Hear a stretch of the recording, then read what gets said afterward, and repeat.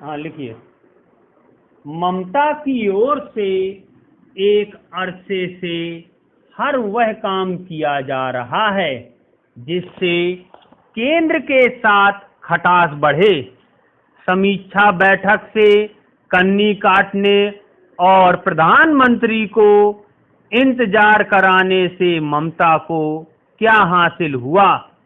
उन्होंने ऐसा करने के लिए ठान लिया था और इसी कारण मुख्य सचिव भी देर से पहुंचे।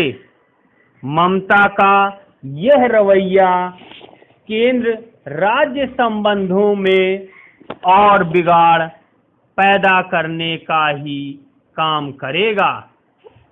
पश्चिम बंगाल में यास तूफान से हुए नुकसान का जायजा लेने के लिए प्रधानमंत्री की ओर से बुलाई गई समीक्षा बैठक से मुख्यमंत्री ममता बनर्जी ने जिस तरह किनारा किया, उससे उन्होंने अपने तुनक मिजाज रवैये का ही प्रदर्शन किया।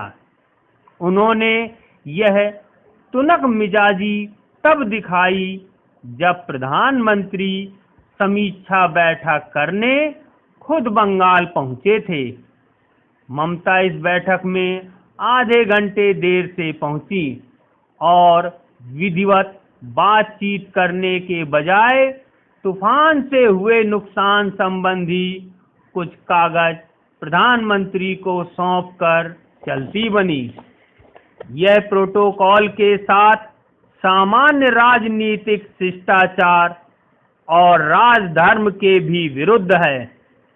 पता नहीं समीक्षा बैठक से कन्नी काटने और प्रधानमंत्री को इंतजार कराने से ममता को क्या हासिल हुआ, लेकिन इसमें दो राय नहीं कि उन्होंने ऐसा करने के लिए ठान लिया था और इसी कारण राज्य के मुख्य सचिव भी देर से पहुंचे।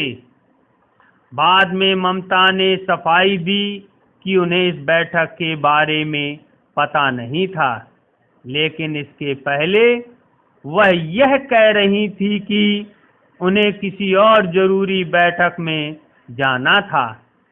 साफ है कि वह किसी बहाने प्रधानमंत्री की बैठक का बहिष्कार करना चाहती थी।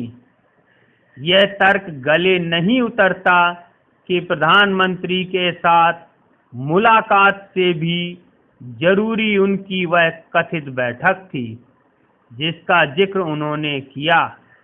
ममता का यह रवैया केंद्र राज्य संबंधों में और बिगाड़ पैदा करने का ही काम करेगा।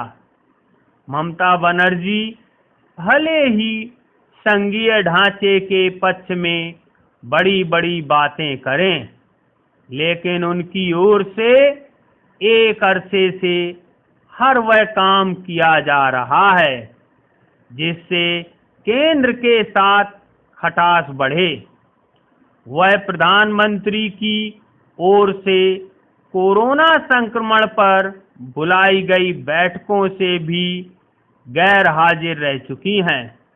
वह पिछली बैठक में अवश्य शामिल हुई, लेकिन यह शिकायत करने से नहीं चूकी कि उन्हें बोलने नहीं दिया गया।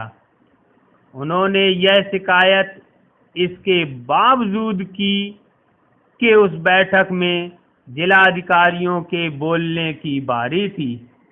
वह इससे परिचित थी, फिर भी उन्होंने अपने एक जिलाधिकारी को बोलने से रोक दिया। इस सब से यही प्रकट होता है कि वह केंद्र के साथ टकराव पर आमादा है।